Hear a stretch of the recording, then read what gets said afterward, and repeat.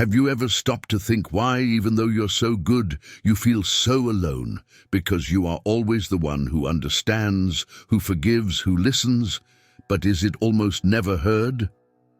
Perhaps because since you were a child, you had to be the adult in the situation. He learned to care before being cared for, to give before receiving, silencing his will to keep the peace. Carl Jung called this the wound of the empath. And before he died, he left a powerful message. The empath is nothing more than the child who could never be selfish. But what does that really mean? What if everything you call empathy is actually a survival mechanism? And if your light attracts, yes. But does it also bother you?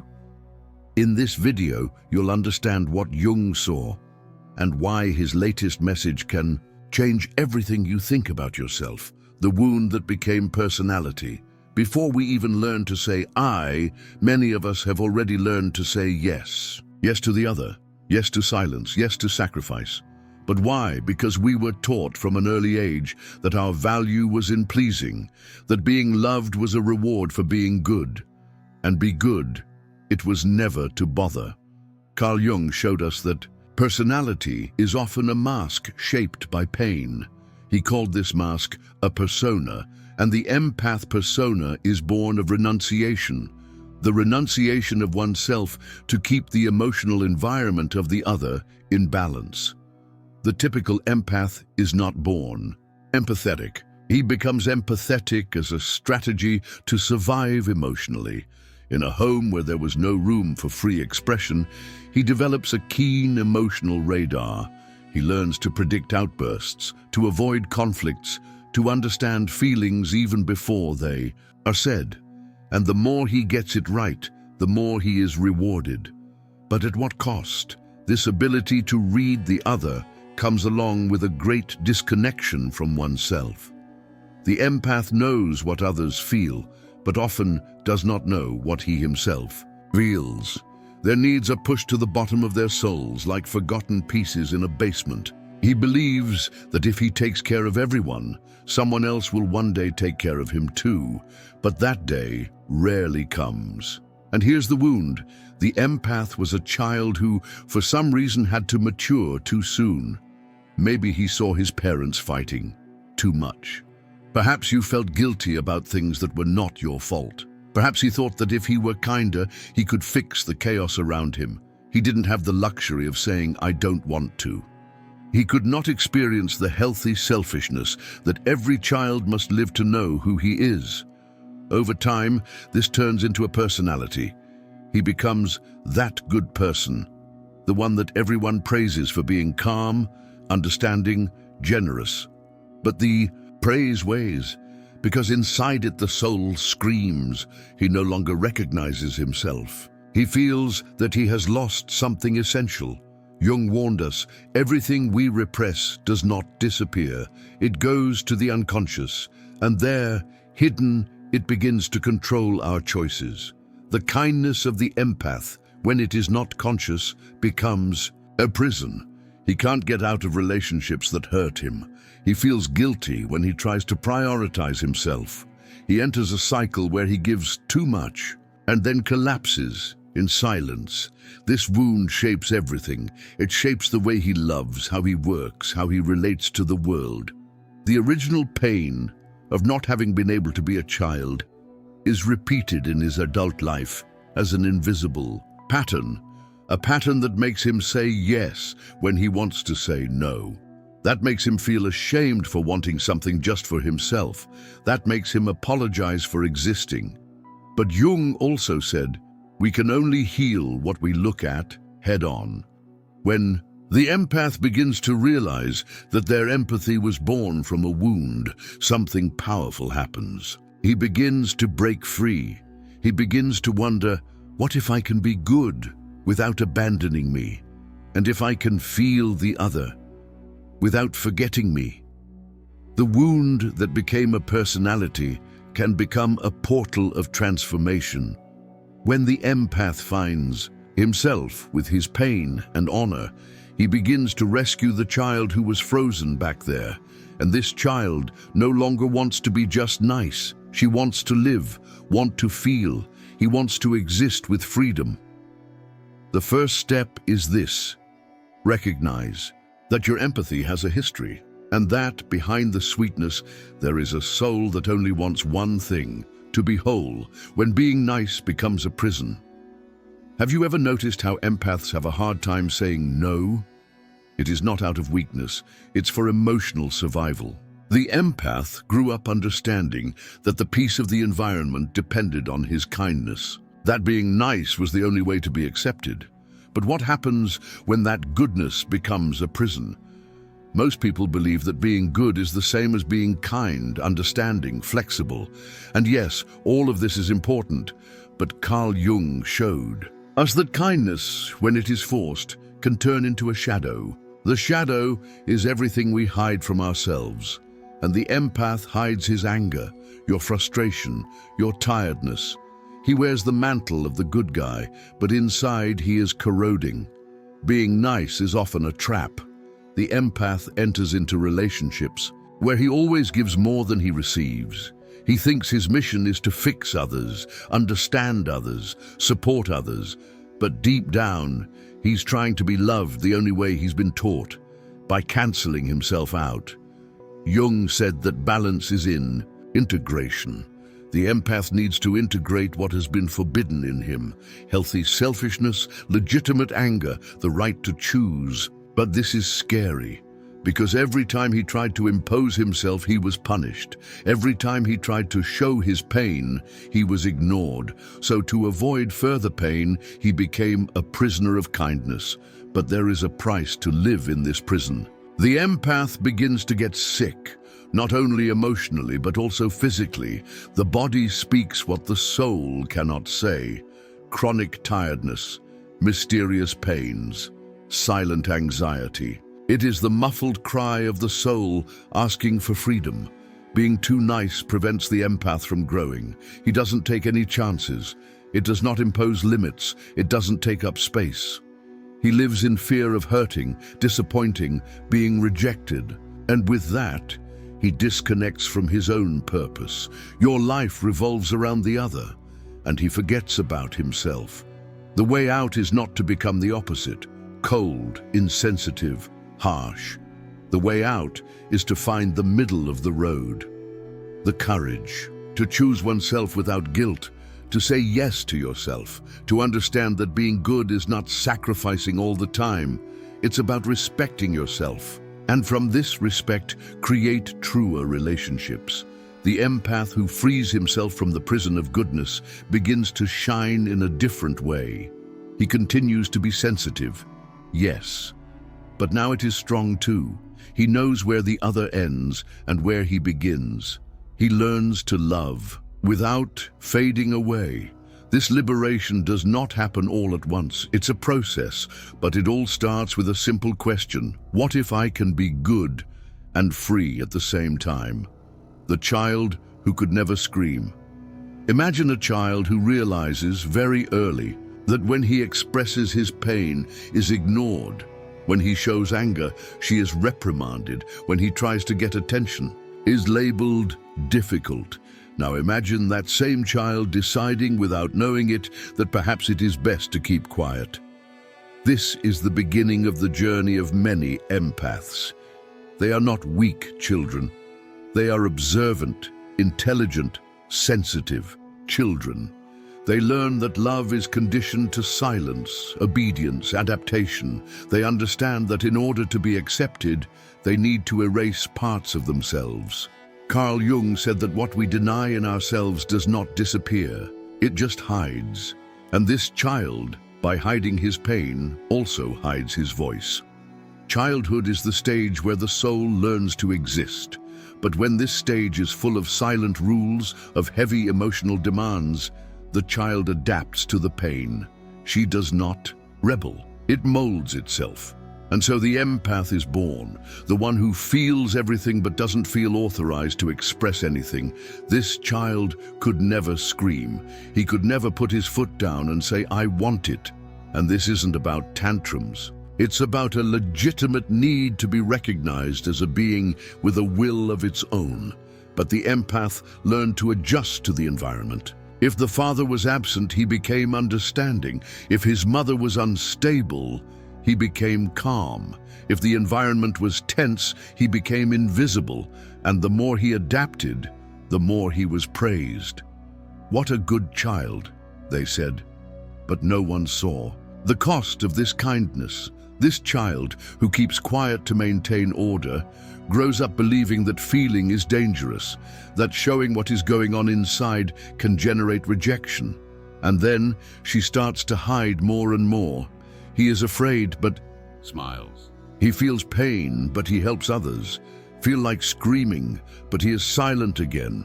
In Jung's view, this process generates an internal split. The soul is divided between what is lived and what is repressed.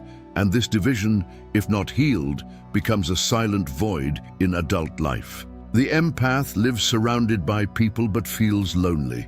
He lives helping others, but he feels exhausted. He lives listening to other people's problems, but he doesn't know who to vent to. That inner child has not disappeared. She's just hidden behind a mask of self-control. But she still wants to scream for the chance to exist without fear. Screaming for the freedom to feel anger without being rejected. Screaming because he spent his whole life whispering, and that's where the path of healing lies. The empath needs to go back to that child. Look her in the eye and say, "Now you can talk. Allow yourself to feel what was not allowed." Honor, anger, frustration, desire. Jung called this the process of individuation, becoming who one is, integrating everything that has been denied. It is not about blaming the past, but about rescuing what was left behind. To understand that that silenced child still lives inside the adult and that it needs to be heard. When the empath reconnects with his childhood pain, something begins to transform. He stops blindly adapting, stop living only for others. He begins to discover his own voice, a voice that was buried but never dead. This voice is the beginning of true emotional freedom. It is not a cry of despair. It is a birth cry. The birth of who draws it could have been if he had had room to be. The pain of feeling everything. Being an empath is like walking with the skin of the soul exposed. Any energy, word, or gesture goes straight in. And even if he doesn't say anything, the empath feels it. Feel it when the weather changes. You feel when someone is sad, even smiling. He even feels what has not even been said. This seems like a gift, and it often is. But it is also a burden. Carl Jung believed that extreme sensitivity was a reflection of the unconscious. The empath feels everything because he has somehow lost the filter between the I and the other. It merges with the environment, and that, in the long run, is exhausting. The pain of feeling everything starts early. When the child realizes that his environment is unstable, he develops a type of internal radar. This radar helps to predict what will happen. It helps to avoid the worst. But this radar never turns off. Even as an adult, the empath continues to pick up signals that he doesn't even understand. And the body carries this constant tension. There is a hidden guilt there. Because the empath feels it more than others, he believes he needs to do something with it. If someone is bad, he thinks he should help. If someone is angry, he tries to calm him down. He feels that he is responsible for everything he perceives. This emotional responsibility is not fair, but it has become part of the identity. The empath does not know where the other ends and where he begins, and that's why he lives carrying the weight of the world. The pain of feeling everything manifests itself in the body and soul. There are crises of anxiety, insomnia, mental exhaustion, but they are also identity crises. The empath begins to wonder, who am I really? What I feel is my or the other. Jung said that the collective unconscious profoundly influences our lives, And the empath, due to his sensitivity, connects with this more intensely. He doesn't just feel what's around him. Often he feels pain that he can't even explain, as if carrying something ancestral, invisible, profound. Therefore, the empath needs to learn to differentiate empathy from absorption. To feel the other is not to carry the other. To have compassion is not to annul yourself. The sensitive soul needs borders, not walls, but contours. It needs moments of silence, reconnection, interiorization. The pain of feeling everything can be relieved when the empath learns to come back to himself. When he realizes that his sensitivity is not a punishment, but a calling. A call to awaken, to heal, to create new ways of existing, more balanced, more conscious, more whole. Feeling everything doesn't have to be a burden anymore. It can be the beginning of a new journey, the journey of feeling with presence, without losing yourself, while you attract those who drain you. Have you ever noticed how some people just suck your energy? At first, they seem to be enchanted by you. They say you're different, that with you it is easy to talk, but over time, start charging you, use you, empty you. It's no coincidence. It's standard. Carl Jung said that what is not conscious in us repeats itself as destiny, and the empath, without realizing it, enters a cycle where he attracts precisely what hurts him the most: needy, manipulative, narcissistic, emotionally dependent people. But why? Because the empath, accustomed to living for the other, emits a silent signal: I can handle it. He is always willing to listen, to understand, to forgive. And this, for those who live in imbalance, is irresistible. The empath becomes a magnet. Oh, but not true love. A magnet for people who have not learned to self-regulate, and that is tiring. These relationships are like invisible ropes. The other hangs on, and the empath sustains. At first he feels useful. He feels that he is helping, saving, healing, but he soon realizes that there is no end, because the other doesn't want to improve. He just wants company for his own chaos. This type of emotional bonding has a name, bonding based on the wound. The empath, with his pain of abandonment and his guilt for wanting to be loved, connects with people who also carry wounds, but who do not want to heal them, only to evict them. And so, the empath becomes a therapist, a caregiver, a martyr. He forgets himself to keep the other standing. Jung said that no one is enlightened by imagining figures of light, but rather by becoming aware of their darkness. The empath needs to understand that this repetition has roots, that this attraction for those who exhaust it has its origin in childhood, in the feeling that it only deserves love if it is useful, necessary, indispensable. When the empath begins to value himself, to put himself first, something changes. The type of person who approaches also changes. The energy it emits is no longer, I take care of everything, and becomes, I take care of myself. And this repels those who just want to suck. But for that, it takes courage. Courage to leave unilateral relationships. Courage to disappoint those who got used to seeing you as a savior. Courage to understand that true love does not drain, nourishes. The key is in the limits. Limits don't drive people away. They drive away abuse. The empath does not have to stop being sensitive, but he must also be sensitive to his own soul. You were not born to carry others. You were born to walk alongside those who also know how to walk. Selfishness, the forbidden word. Few words scare an empath as much as this one: selfishness. It sounds like sin, as a moral error, as something ugly, dirty, unforgivable. From an early age, the empath learned that thinking about oneself is wrong, that wanting something just for yourself is ugly, that choosing one's own peace is a sign of selfishness. And then, as a kind of penance, he lives for the other, for the well-being of others, for the problems of others. But what about him? Carl Jung showed us that the ego is a fundamental part of the psyche. He is not a villain. It is structure.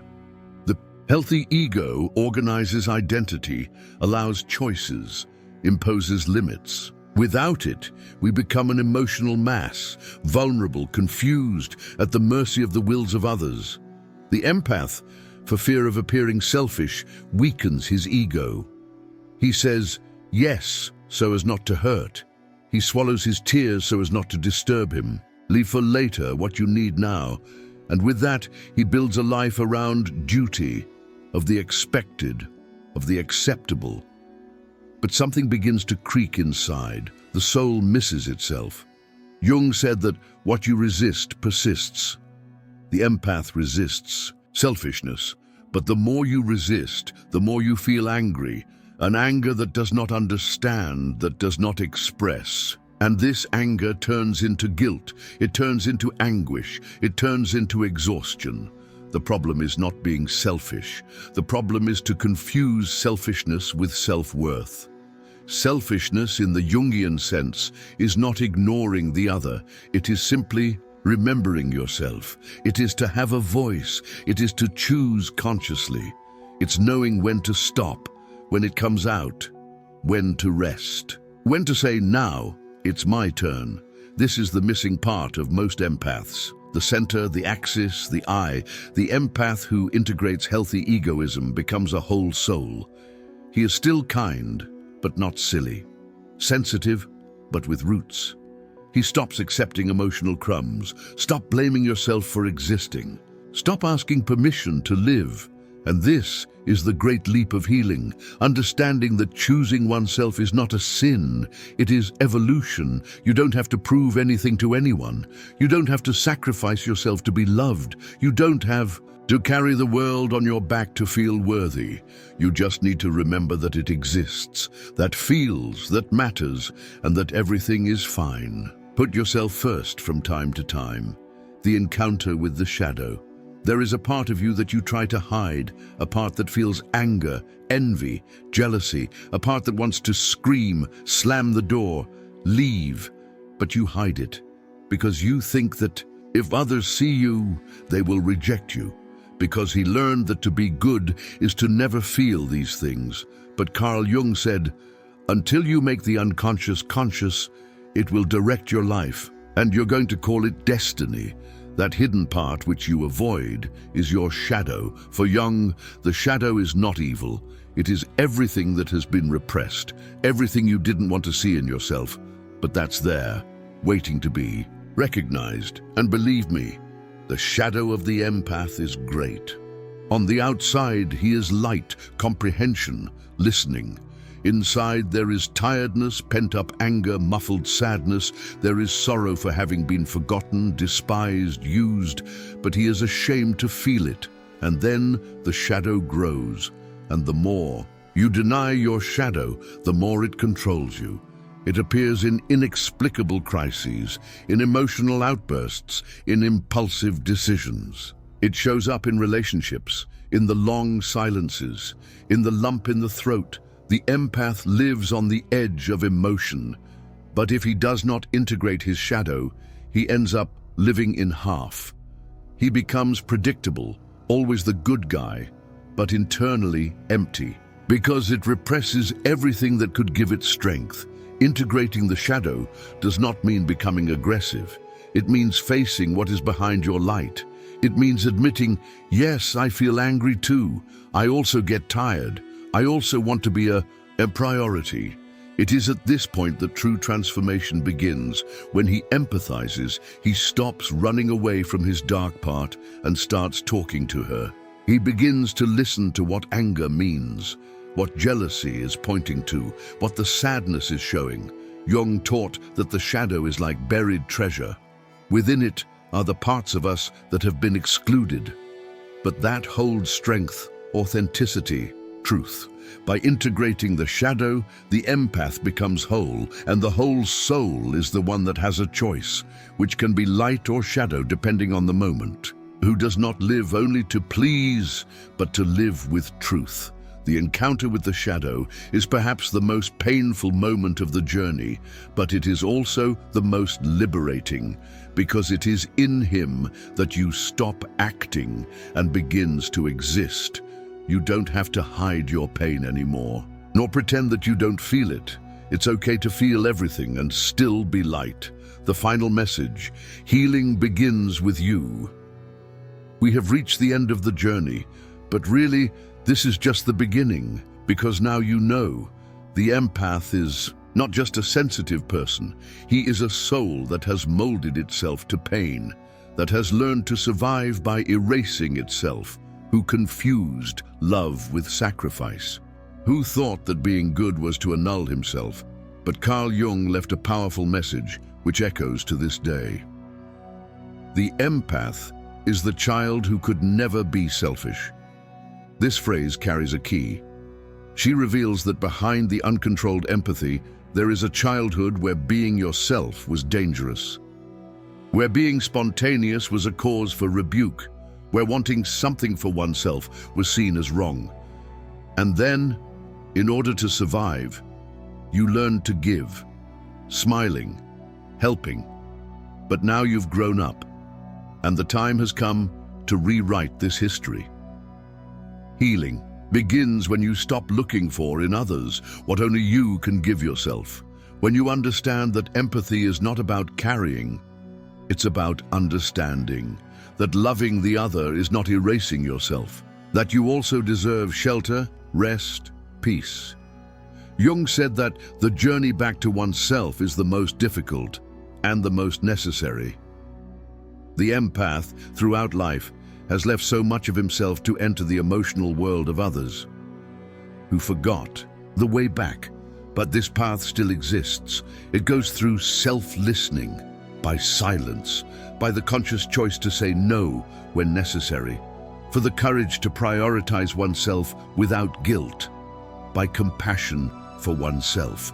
You no longer need to be everyone's pillar, nor everyone's shoulder, nor the remedy for the pains of others. You can be simply you, and that's enough. True empathy starts when you include yourself in the process, when you look at yourself with the same affection that you offer to the other, when you allow yourself to make mistakes, to fail, to rest, to exist. That is the final message. You're not here to be perfect. It is here to be whole, and to be whole, it also includes learning to be, from time to time, a little selfish.